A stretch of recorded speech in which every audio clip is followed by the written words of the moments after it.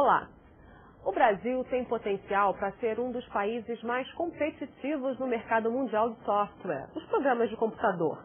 Temos tecnologia e muita criatividade, mas isso não é o bastante. Hoje somos o 7º mercado do mundo e nesse setor ainda importamos muito mais do que exportamos, $1 bilhão a mais. O que impede o país de crescer no setor de produção de software? Assim que eu começo a conversa com o deputado Marcondes Gadelha, do PSB da Paraíba, que foi relator de um estudo feito aqui no Conselho de Altos Estudos da Câmara sobre o mercado de software no Brasil. Foi um grande estudo, a gente está aqui com ele, acabou de ser lançado, deputado. Qual foi a intenção de se promover um estudo desse aqui dentro da Câmara dos Deputados? Olha, o propósito é exatamente resgatar a competitividade do software brasileiro, sobretudo no plano nacional, mas também internamente. Veja bem, antigamente, até os anos 90, o mercado era risonho e franco. O Brasil tinha superávit comercial, ou seja, a relação importação versus exportação era favorável ao Brasil. De lá para cá nós fomos perdendo substância e os sinais foram se invertendo e hoje nós somos deficitários, como você disse muito bem. Agora, eu acho que a razão disso é que é a subutilização dos dois trunfos principais que nós temos, que o nosso mercado interno, que é o 7º do mundo, como você disse, e outra, a nossa mão de obra, o nosso capital humano, que está sendo subutilizado ou não está sendo tratado com a eficiência e a determinação que devia ser para garantir essa competitividade.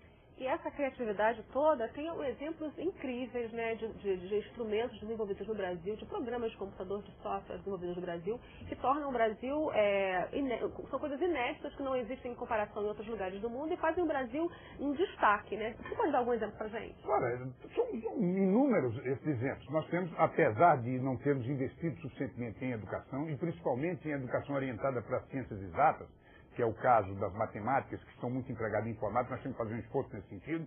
Apesar disso, nós temos um capital humano muito criativo. E os exemplos estão aí. Você veja, por exemplo, o carro software, o carro Flex. O carro Flex, aquilo é um software. É um software que faz com que a máquina identifique os teores de álcool e de gasolina em determinado momento e dê a informação para obter a compressão exata do pistão correspondente àquela mistura, aqueles percentuais da mistura que variam a todo instante. Tecnologia puramente nacional. Puramente nacional. A outra que eu citaria é o caso da Petrobras, por exemplo. A Petrobras é líder em perfuração de alta profundidade. Ninguém chega perto da Petrobras. E aquilo é software nacional. Aqueles robôs submarinos que fazem a prospecção e que fazem a exploração, obedecem a um software que foi desenvolvido, que foi produzido, criado aqui no Brasil e que é utilizado com exclusividade pela Petrobras e por isso ela tem esse domínio sobre o fundo do mar. A Petrobras é reconhecidamente a líder nesse setor.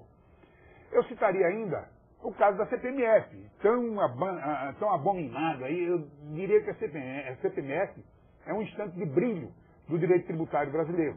É um imposto insonegável, é um imposto que dispensa máquina de arrecadação, porque tudo é feito automaticamente, você não precisa de fiscal nem de departamento jurídico.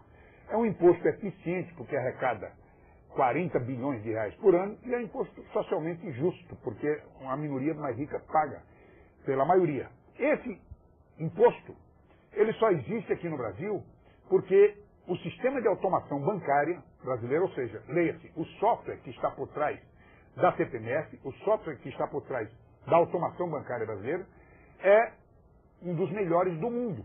A nossa automação bancária é melhor do que a americana e é melhor do que a europeia. E por isso a CPMF se desenvolveu aqui. O caso da urna eletrônica também, que não é um software exatamente brasileiro, não foi criado aqui, mas foi o mercado interno brasileiro que mostrou a qualidade desse software e por isso nós somos pioneiros no mundo também na aplicação. Isso aí me chama para uma questão básica que eu disse, que é o outro lado, o nosso outro trunfo que nós temos para disputar mercado, que é exatamente o nosso mercado interno. Não é só o volume, não é só a amplitude do mercado interno, mas é o fato de ele solicitar determinadas soluções para problemas que são específicos nossos. Então, eu citei o carro Flex, atendia uma necessidade nossa. Nós temos um programa dual que precisávamos encontrar um meio eficiente de utilizar esse álcool. o caso da urna eletrônica, o caso do petróleo de alta profundidade, é um problema específico nosso. Nós só temos petróleo em quantidade no fundo do mar. Então, tínhamos que desenvolver isso. Então, veja bem, o mercado brasileiro, ele chama a criatividade nacional para pontos específicos nossos, para problemas nossos.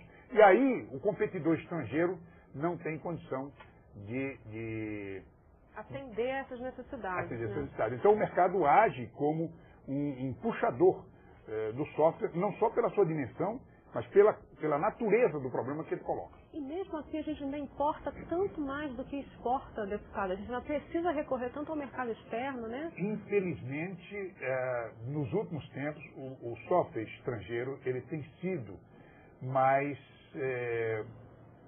sofisticado, ele agrega mais valor do que o software nacional. Isso se deve a essa questão da subutilização do mercado, do nosso mercado e da nossa mão de obra. Nós apontamos solução para esse problema também, criando algum tipo de incentivo na lei. Incentivo fiscal, incentivo creditício e incentivo à utilização de recursos para pesquisa e desenvolvimento de software.